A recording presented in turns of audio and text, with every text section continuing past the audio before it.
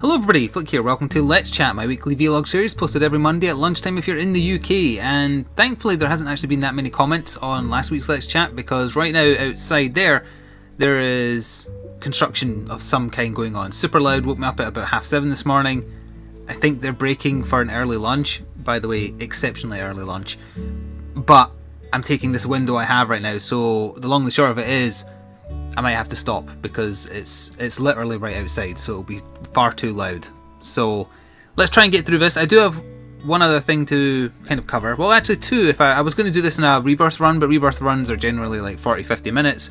Can't risk it right now because of the construction outside. So I was kind of musing on Twitter this morning that Five Nights at Freddy's 4, 5, whatever, is out on the day I'm recording this. You'll be seeing it a few days later.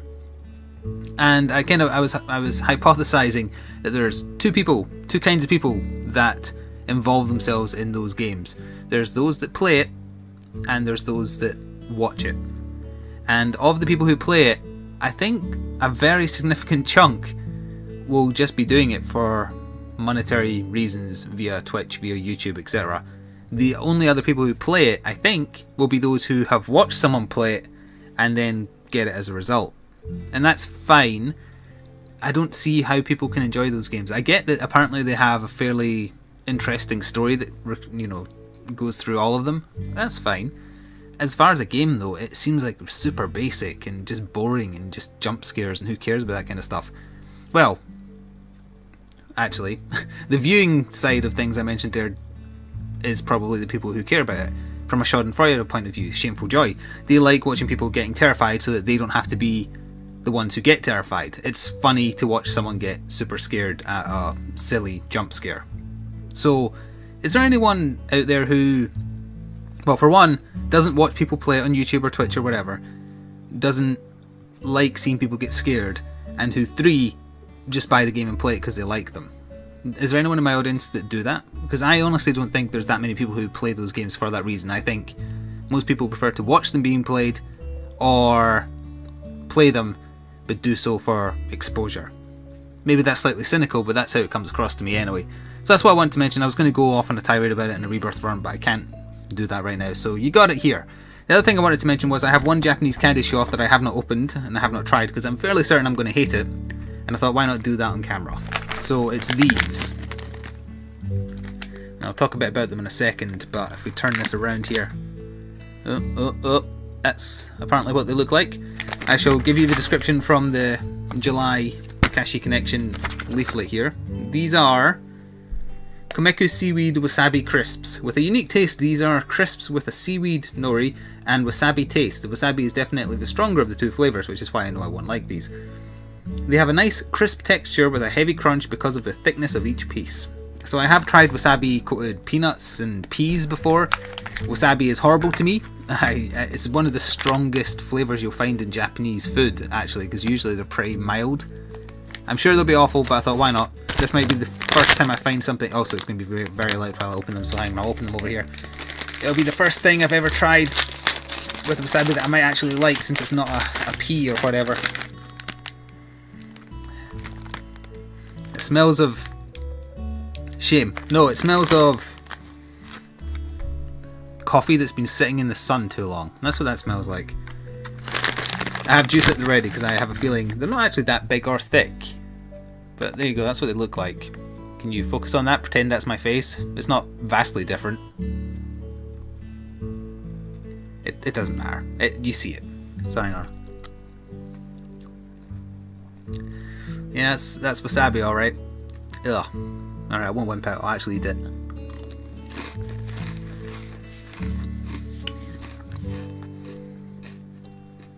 Yep, I don't like that at all. Thankfully, the corn of the crisps or whatever they're made of is kind of overpowering it. When you get a wasabi pea or a wasabi peanut, they are really coated in it, and they are so strong when you bung them in your mouth. That is tolerable, but it tastes of seaweed. I'm getting the seaweed. It was seaweed they were wrapped in, right? Yeah, seaweed and wasabi. I'm tasting the seaweed more than the wasabi, and that's actually a good thing. So in case you're curious, that's what you get in the July box. That's what I had. Very nice. Apart from those, I also haven't done anything. You got a DIY candy, which is that one there. Haven't done that yet because usually it's just you pour water on and then you wait and then that's it. So I haven't bothered with that yet. Those will not be getting finished. I'll pass them on to a family member probably. Don't like them at all. In fact, let me just quickly take a drink. Okay, let's go into the comments. Starting with Liam first, who says, "Don't you think playing it on normal is a bit easy, in brackets Fallout New Vegas?" No. I think on normal difficulty Fallout New Vegas can be reasonably challenging if you deliberately get yourself into big fights and aren't prepared for them. Obviously I have knowledge of the game, so I know when big fights are coming and when you can avoid them or when you can do them.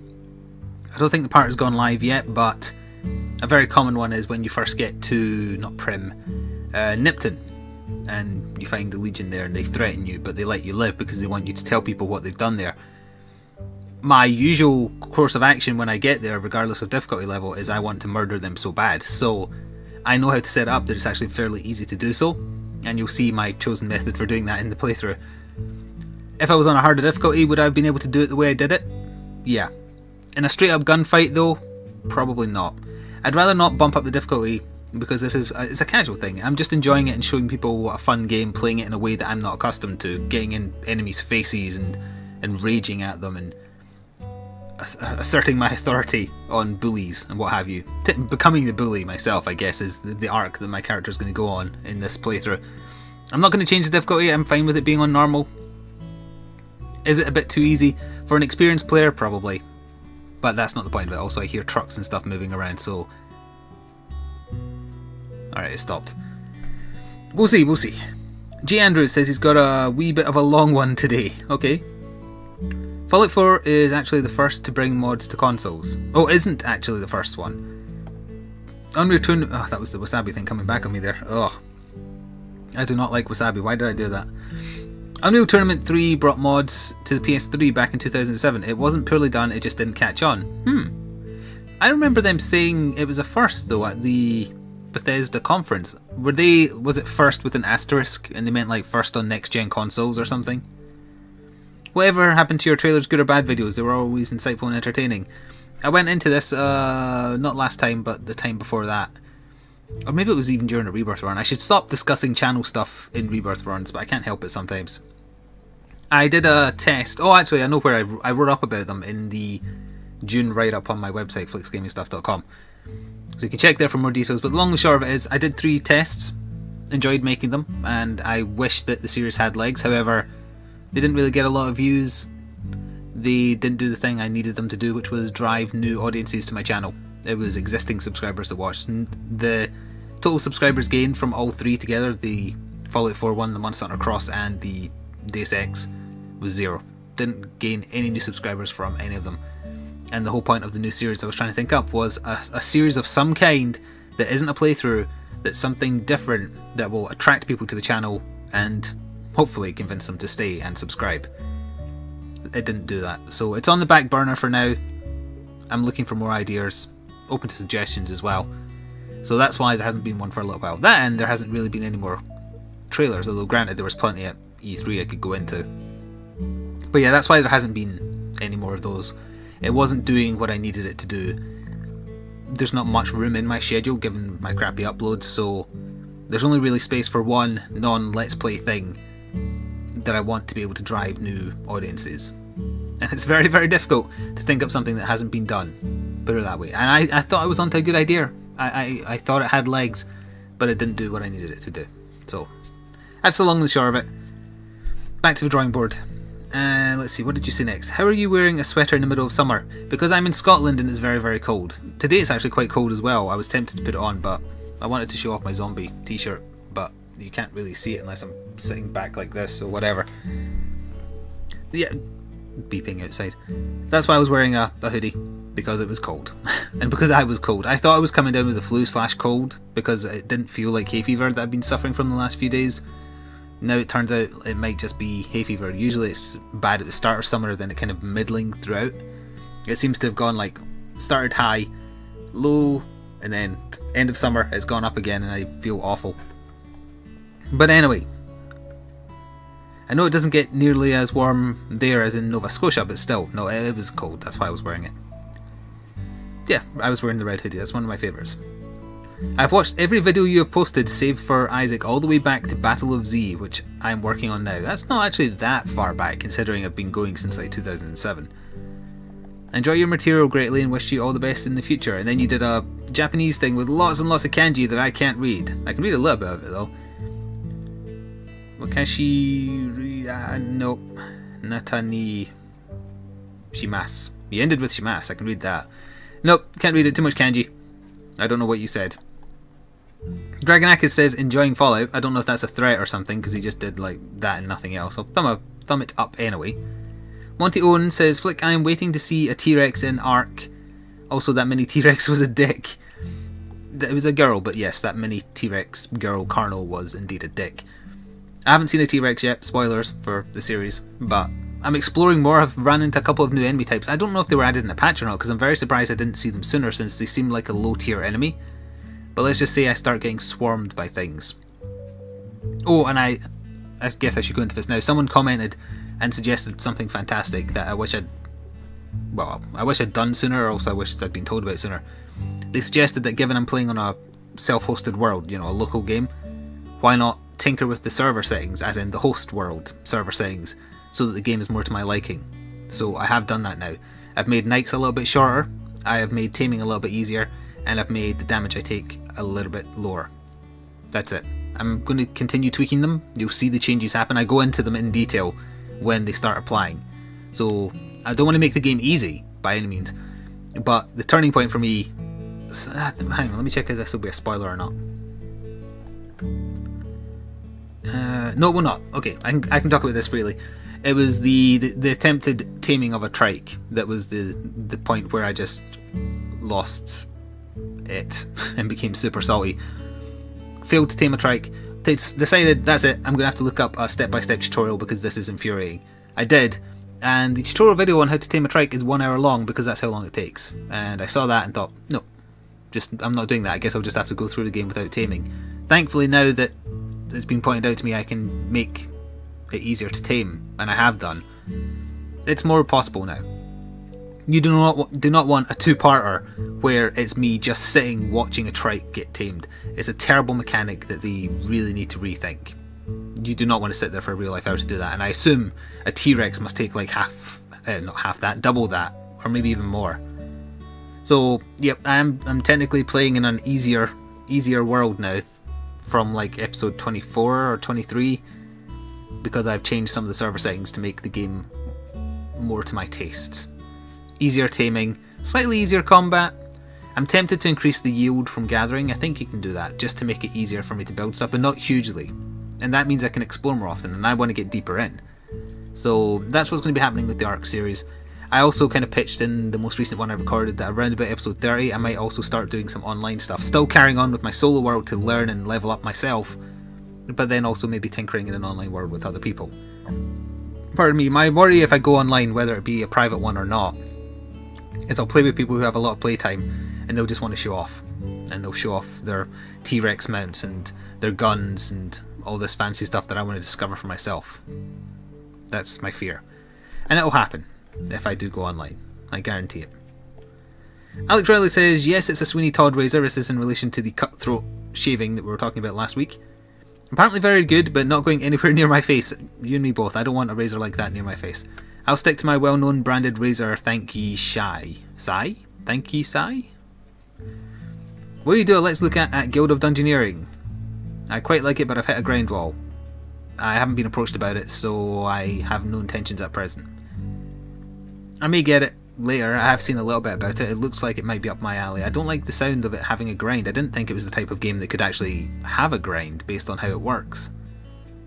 Lance Hater, Lance's Love, Lance's Life. Actually, that reminded me, I pointed out that it's been discovered via Reddit that a YouTuber who seems to have like no audience at all but has built up their subscriber base by buying it approaches indie devs en masse, basically just saying, hey, I've got this many subscribers, send me a key for your game, and they do it, They never hear anything back, and he's been found out that he takes the keys he asks for and he sells them, and he turns a profit.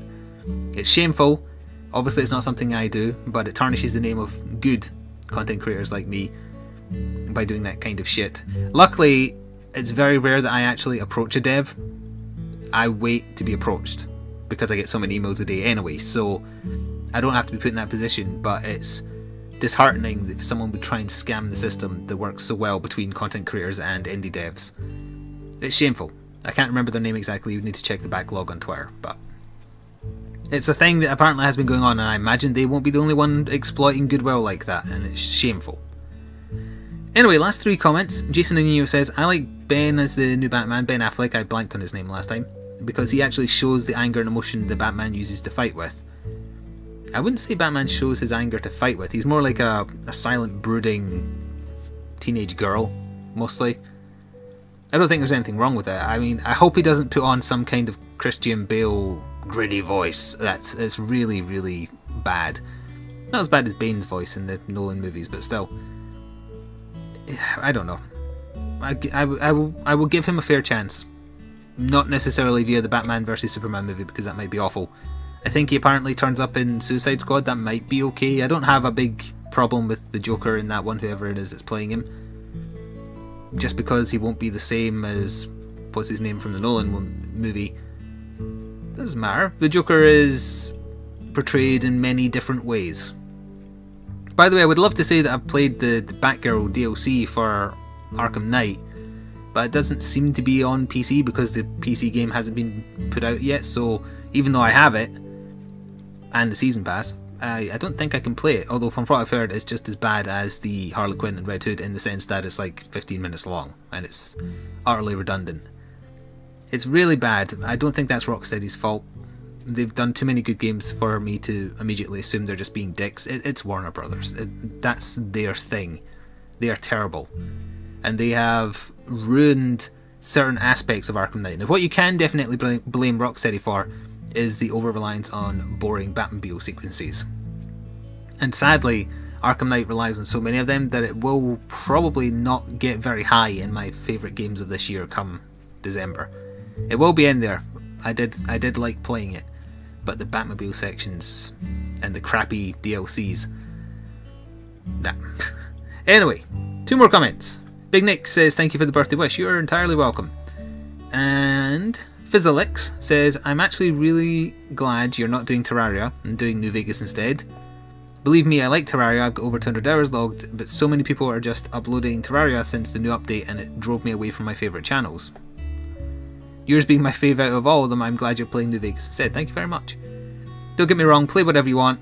I don't want to come off as telling you what to do. That's fine, believe me, I hear a lot worse. I'm just happy about your decision. I'm happy that you're happy about my decision. To be honest, I wish I hadn't set it on a 2 episode per week schedule, because I'm really enjoying recording it right now and I'm like 2 weeks ahead.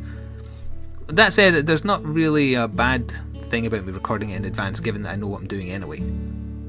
About those straight razor shaves, they are so relaxing, and it's the closest shave you can ever get, outside of it actually cutting, I suppose.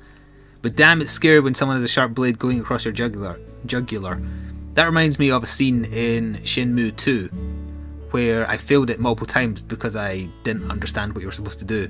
You go see this guy and he's a barber, and you sit in the chair and he puts the razor to your neck like that, and then a quick time event comes up and I've rammed it, and it was like, oh, you failed, come back again tomorrow and do it. So you come back again tomorrow, puts the razor there, press the button as quickly, I knew what button it was, failed it again. And what you're actually supposed to do, it's a test of your nerves.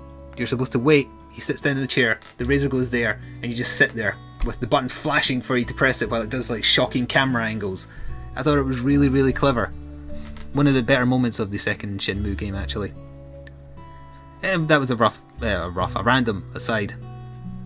So that's it, that's all the comments. If you have anything you want me to talk about, in general, or just a question you want to ask about whatever you want, put it in the comment section and I'll answer it next time. As for what else we're going to cover next time, I don't know. Will we be into July by then? Yes. Yes, we will. Okay then, so we won't be doing patron shoutouts in that one. I have to wait a little bit afterwards.